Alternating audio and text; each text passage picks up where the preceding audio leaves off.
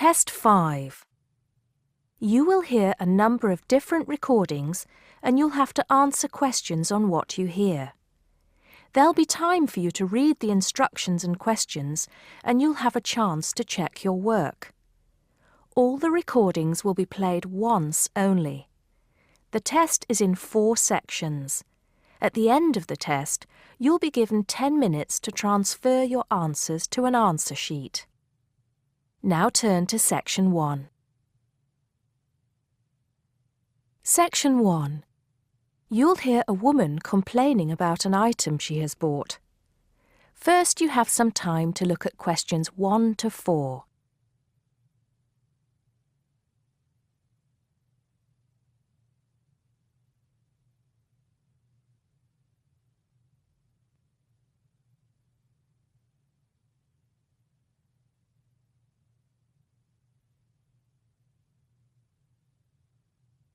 You'll see that there is an example which has been done for you.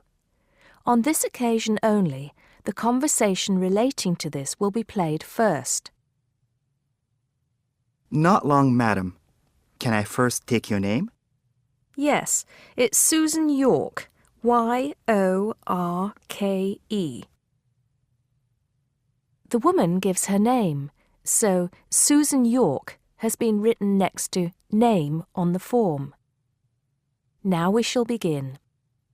You should answer the questions as you listen because you will not hear the recording a second time.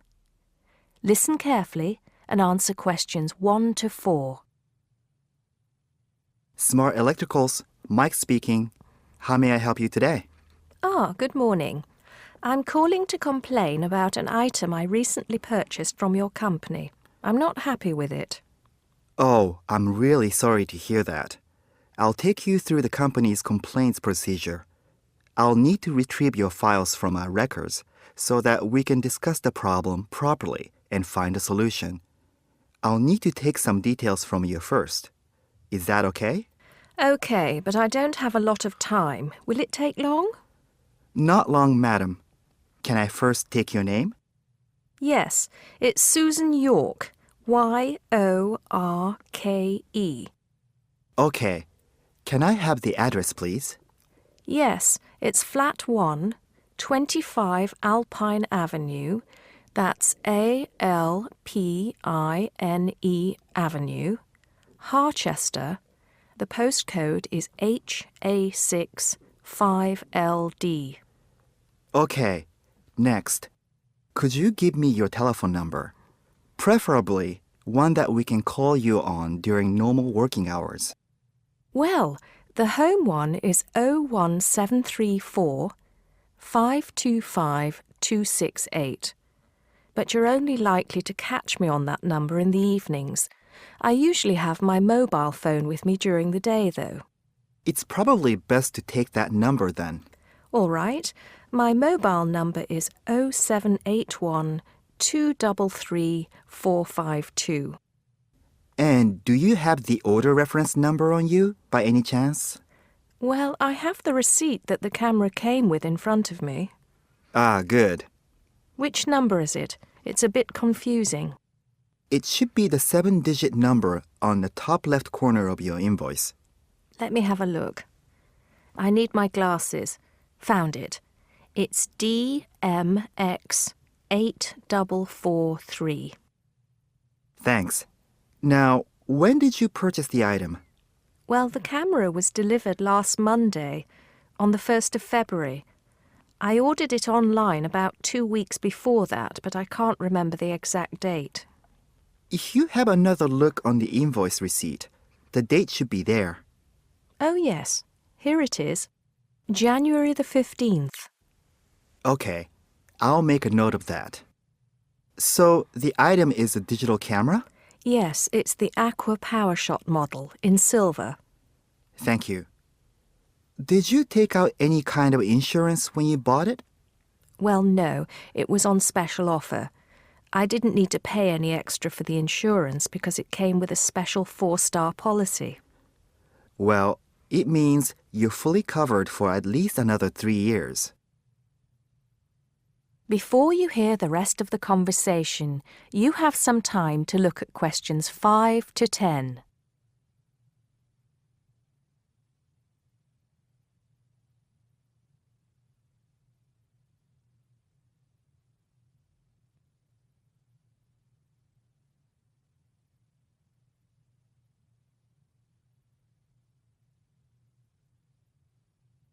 Now listen and answer questions 5 to 10.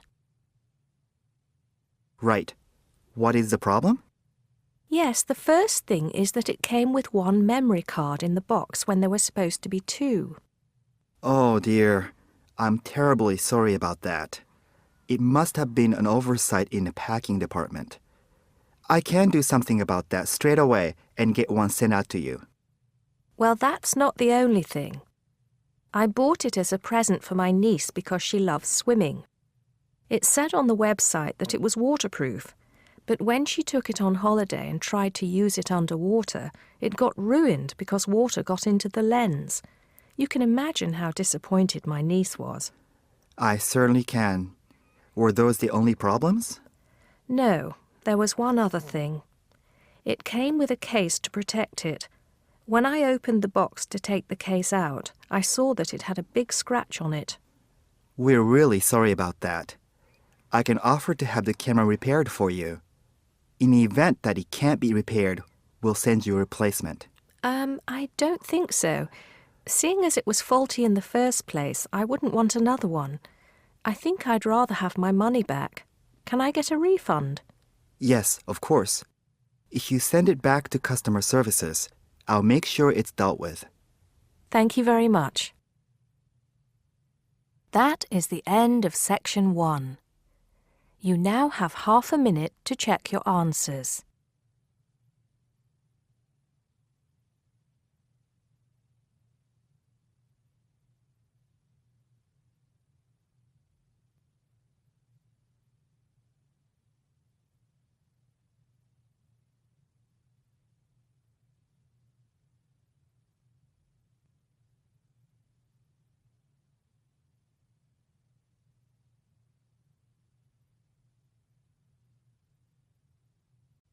Now turn to Section 2.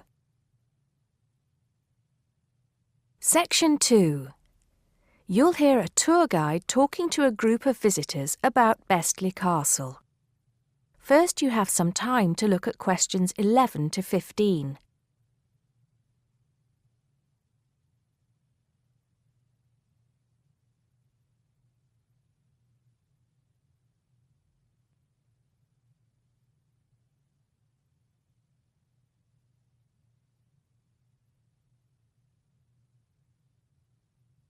Now listen carefully and answer questions 11 to 15.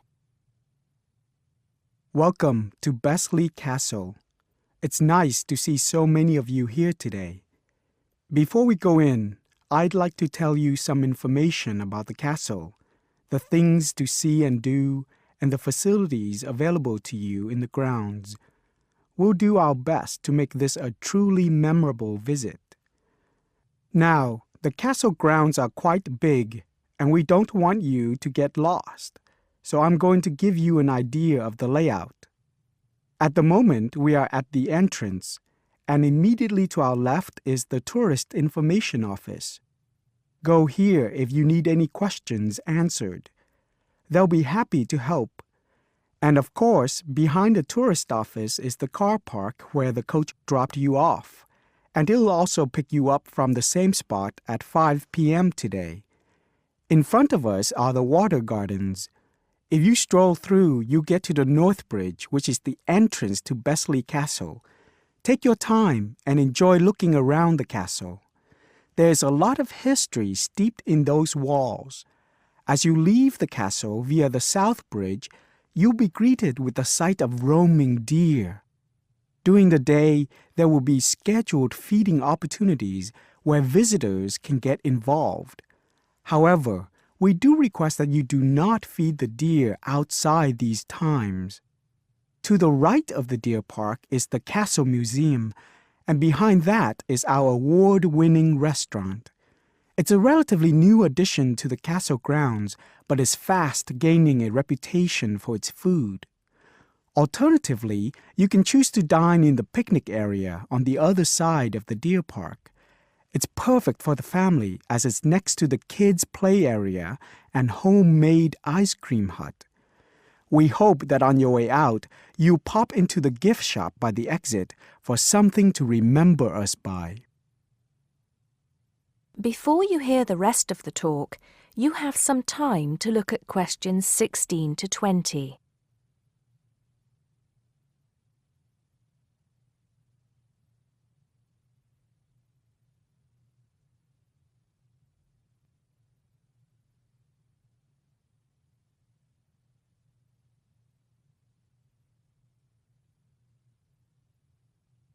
Now listen and answer questions 16 to 20. Admission to the grounds is free for all. That includes the museum, gardens, and picnic area. There is an admission fee for the castle, which is £6.50 for adults, with a 10% discount for students and retired people. Children under the age of 16 pay half adult price, and under 8 go in free. There are many spectacular events throughout the year, and for most of them, there's also an admission fee. As these events are in high demand, it's a good idea to book well in advance. Some of the exciting events planned for this year are the Summer Medieval Festival, where you can watch old-fashioned knights and experience a feast in the halls of the castle, as if you were a guest of King Henry VIII himself. There are several concerts planned this year too, including a rock concert at an admission price of £10 per person and a special jazz concert which is free to the public. I'm sure you'll agree that all tastes and ages will be satisfied. One scary but extremely popular event is the annual Haunted Castle event at the end of October, where the castle comes alive at night. Why don't you come along if you're brave enough? Another sight to see is the fantastic firework display on November 5th, and the cost of that includes refreshments. We also have a long tradition of raising money for charity. The charity event held every year on the first day of May will this year be an archery contest. Entrance is free, but donations are certainly welcome. This year, we'll be collecting money on behalf of a charity for elderly people, Age Concern. Just in case you can't remember all of that, you can pick up a leaflet showing the timetable and prices for all events from the Tourist Information Desk. You can also go online to get this information from our website. That is the end of section 2. You now have half a minute to check your answers.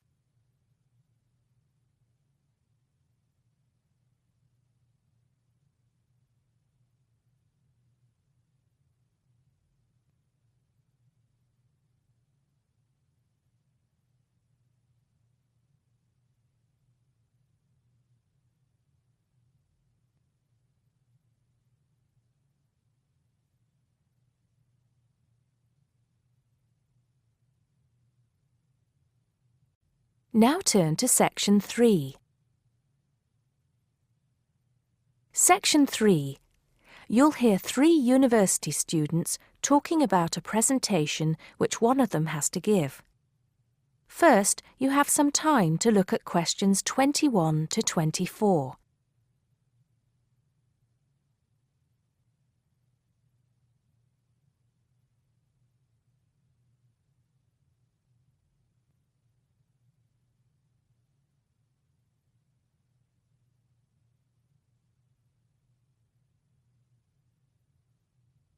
Now listen carefully and answer questions 21 to 24.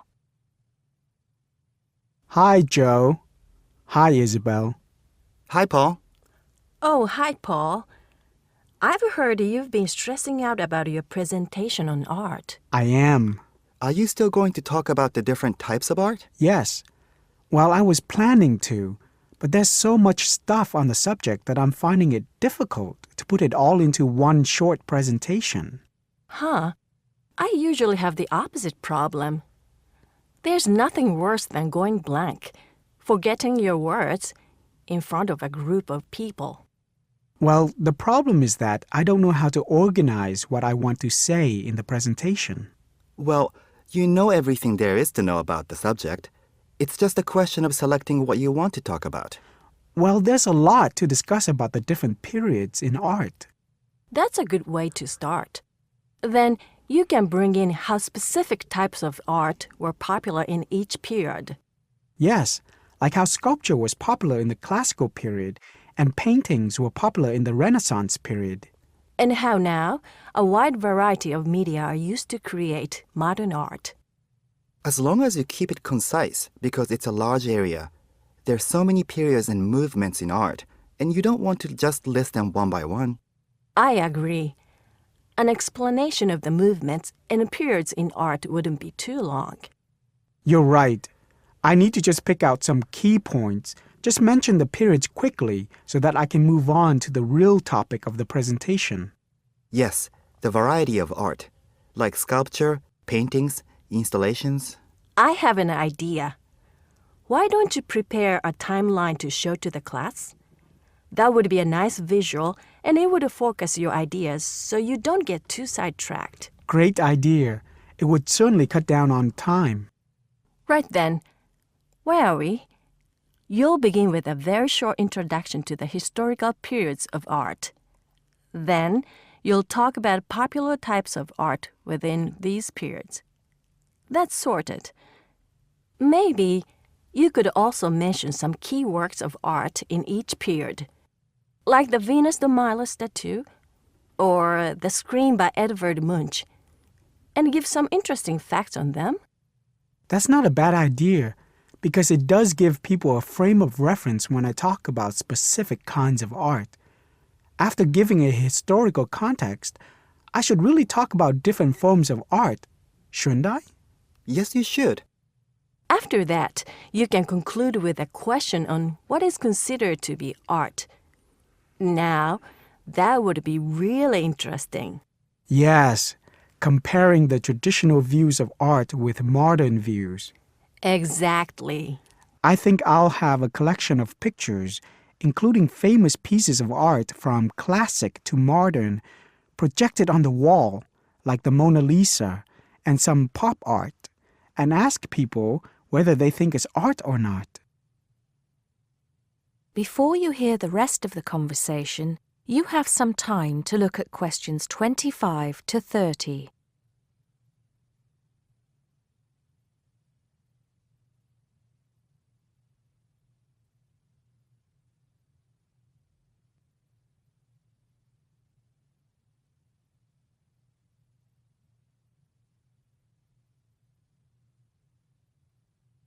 Now listen and answer questions 25 to 30. Showing some famous works and asking people what art is would certainly lead to discussion in the room. People's appreciation of art is so subjective, and it comes down to taste. That's what I'm hoping for, some disagreement to liven up the presentation. And you could stick in some really controversial ones like graffiti and modern art installations in between pieces of art that are universally accepted, like the work of the Renaissance painters. Sounds good to me. I have to say, I really don't understand some modern art myself. There was one recently that was just a pile of rubbish. It doesn't require much skill to create, does it? And what does it mean? There's no point to it. Actually, Joe, I like some modern art. It makes you look at the world in a different way. Artists now have the freedom to express themselves completely. Yes, but there is an idea now that anything can be art. I've heard of paintings being sold for large sums of money, which have been done by small children and animals. Now that's ridiculous. Oh, you could find one of those paintings and put it in your presentation, couldn't you, Paul? That would really be interesting. Well, Paul, what do you think? I like it. Just thinking. I'll need to do some more research to find pictures for the slideshow. Yes, We can help you, can't we, Joe? Of course. If you go to the fine art section of the library, I'm sure you'll find everything you need. Just ask the staff and they'll give you access to a slide bank of hundreds of famous works of art. And if you still can't find what you're looking for, use the library computers to go online. There are lots of images on the internet. Of course, you'll need to use a search engine like Google, but it's dead easy. Thanks, guys.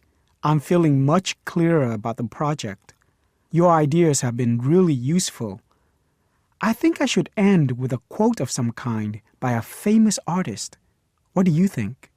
That's a good idea. Now let's go to the library and see what they have.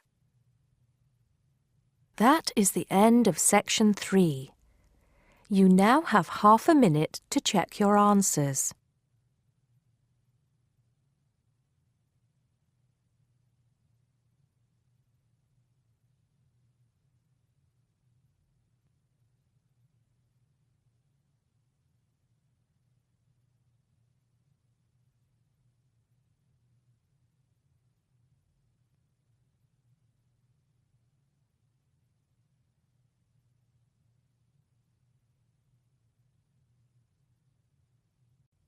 Now turn to section 4. Section 4. You'll hear a lecturer talking to students about languages. First, you have some time to look at questions 31 to 36.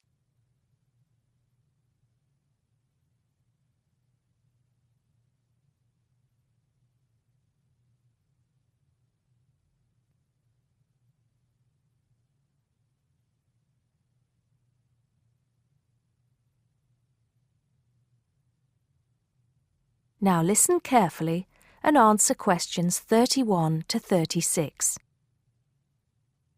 Good afternoon, everybody.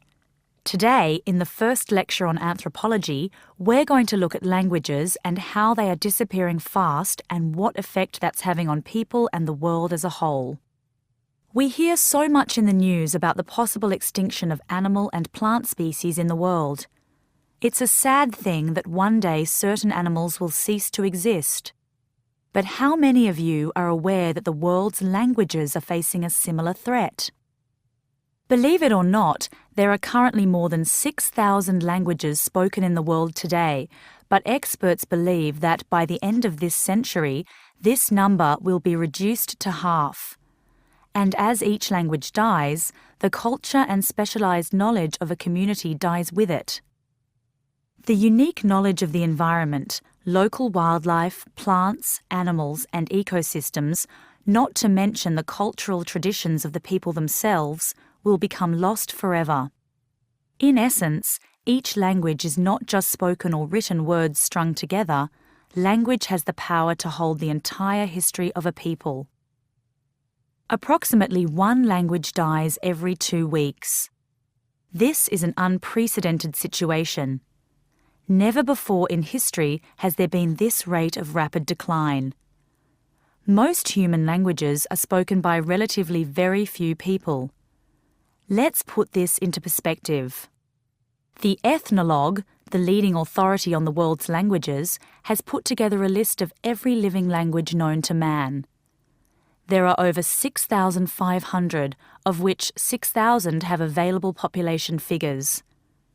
Now, 109 million people speak just 10 of these languages, and they are the major languages of the world.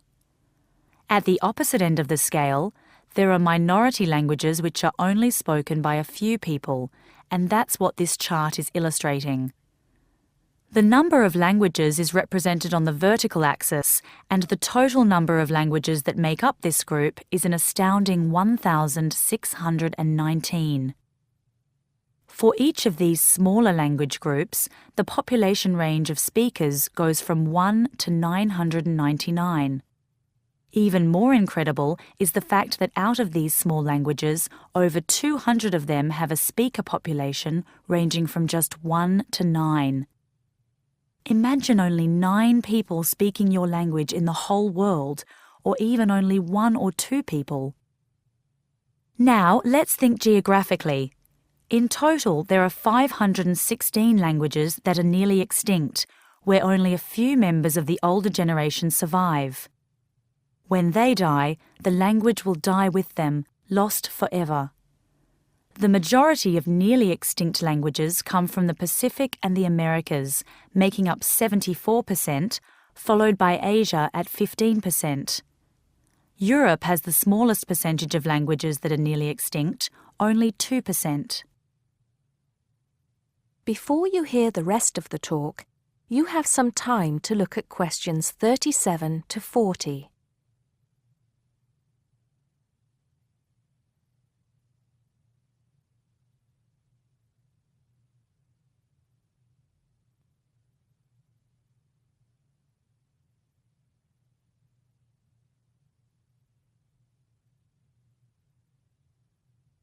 Now listen and answer questions 37 to 40. Entire languages which have survived for centuries are disappearing as we speak. But why is this happening now? There are several reasons for a language's demise. Globalization has made the world smaller, and technology has made it easier for people separated by vast distances to communicate in a common language, which further ensures the growth in economic status for such communities. Minority languages have given way to the main languages of global communication, like English. On a social level, speakers may feel the minority language to be old-fashioned and behind the times. Maybe even speakers are slightly embarrassed to speak the language of their forefathers, identifying more with an international language that brings with it improved economic status. Now, some do argue that a reduction in the number of world languages is inevitable, and anything to ease communication between nations is a good thing, and granted, there is a point to be made there, but what are the long-term implications of this? Consider this. Language, in both spoken and written form, is the vehicle for oral traditions to be passed down through generations. When a language becomes extinct, this link is broken and these oral traditions are lost. This has enormous implications for the identity of a community. We can't stop the changes that are happening in the world, but we can try to keep languages alive through language maintenance programs and by documenting languages before they disappear, so they can be studied and maybe even resurrected in the future. It's also important to remember that many people who speak threatened languages can neither read nor write. Helping them become literate goes a long way towards protecting the language. Preserving a language is not easy, but there have been exceptional cases where languages have been brought back to life.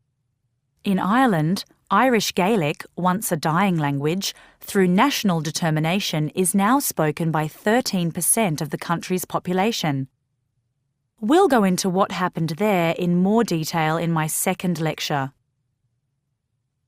That is the end of section 4. You now have half a minute to check your answers.